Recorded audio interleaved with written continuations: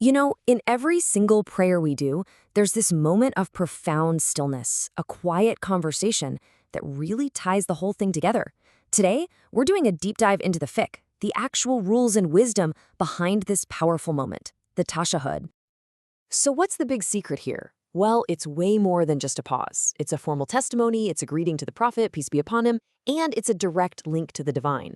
But how do we do it correctly? And, what happens if we mess up? We're going to explore all of that, so let's get started. Okay, so here's our game plan. We'll start with what the Tashahhud even is, then get into the nitty-gritty of how to sit and what to say. We'll break down the difference between the first and final sittings, see how to properly end the prayer, and, super important, cover the safety net for what to do when you forget. And then we'll wrap it all up by clarifying the key legal rulings. All right, first things first. What are we actually talking about when we say tashahhud? Simply put, it's that formal sitting that happens after the second prostration and the second unit of prayer, the rak'ah, and also in the very last one. And this is really cool. The word tashahhud actually comes from the same root as shahada, which is our testimony of faith. So at its very core, this is the moment we sit down to formally bear witness, to renew our core beliefs right in the middle of our prayer. Okay, let's get down to the practical side of things. The way we sit and what we actually say have been so carefully preserved from the practice of the Prophet, peace be upon him. This specific way of sitting, it's called iftirash. You can see it here.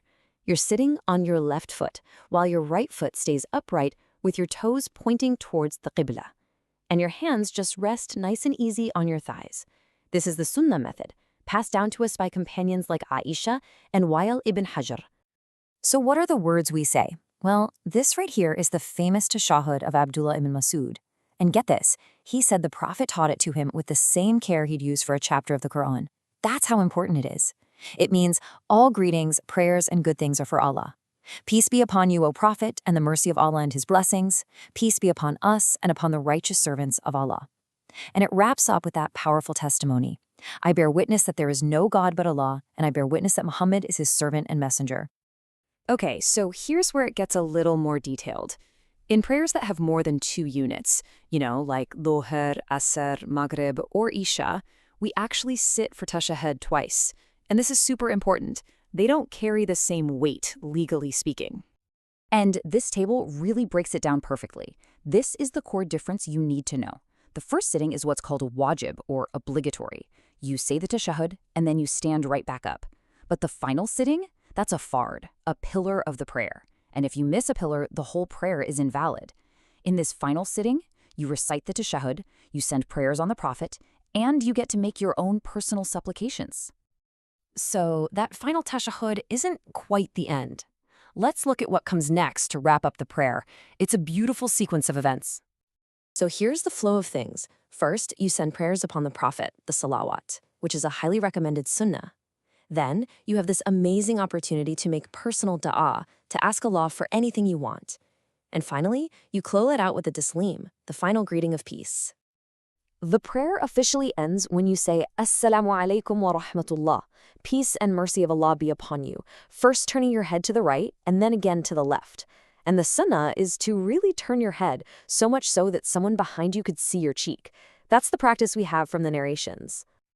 And I love this detail. It's a really subtle but beautiful point about intention. If you're praying with other people, that greeting is meant for the angels and for everyone on your right and left. But if you're praying alone, your intention is to greet the guardian angels, the hafazah, who are always with you. Okay, but let's be real. We're human, right? We all make mistakes. We get distracted. So what happens if you forget one of these steps? Well, Islamic law has this incredible built-in safety net. It's called the prostration of forgetfulness, or sujud as-sahah. This has got to be the most common one. I'm sure it's happened to you. You're in the second rak'ah, you finish your prostrations, and you just start to stand up for the third, completely forgetting you were supposed to sit. What do? So the rule here is all about your posture. If you're already mostly standing up, you just keep going.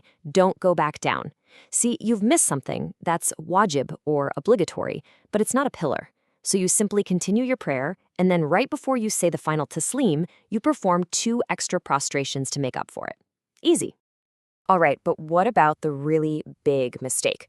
What if you forget the final sitting? The one we just learned is a pillar, and you accidentally stand up for an extra 5th unit of prayer. What happens then? Okay, listen closely, because the timing of when you remember changes everything. If you catch your mistake before you actually prostrate in that extra fifth rak'ah, you have to immediately go back down to the sitting position, finish your prayer, and then do the prostration of forgetfulness. But if you've already gone down and prostrated, your obligatory prayer is now invalid. It actually converts into a voluntary prayer. At that point, you should add another rak'ah to make it an even 6, do sujood as-sahw, and then you'll have to repeat your original obligatory prayer from the beginning. All right, let's wrap this up by coming back to the most important distinction we've talked about today. Honestly, if you get this, you get the fiqh of tashahhud. It all comes down to pillar versus obligation. And here it is, side by side. Fard is a pillar. Think of it like the foundation of a house. You miss it, the whole thing comes down. The prayer is invalid. The final sitting is a perfect example of a pillar. Wajib is obligatory. It's required. But if you forget it, the prayer can be patched up with the prostration of forgetfulness. The first sitting is a great example of that. Understanding this difference is just fundamental to the fiqh of prayer. And just one last little detail to make things crystal clear. While the final act of sitting is a pillar, the words of the tashahhud that you recite are considered wajib or obligatory in both the first and the final sittings. It's a subtle but really important point. So knowing all these rules is great, right? It gives us confidence. But the real goal here is to take that knowledge and turn it into true presence in our prayer.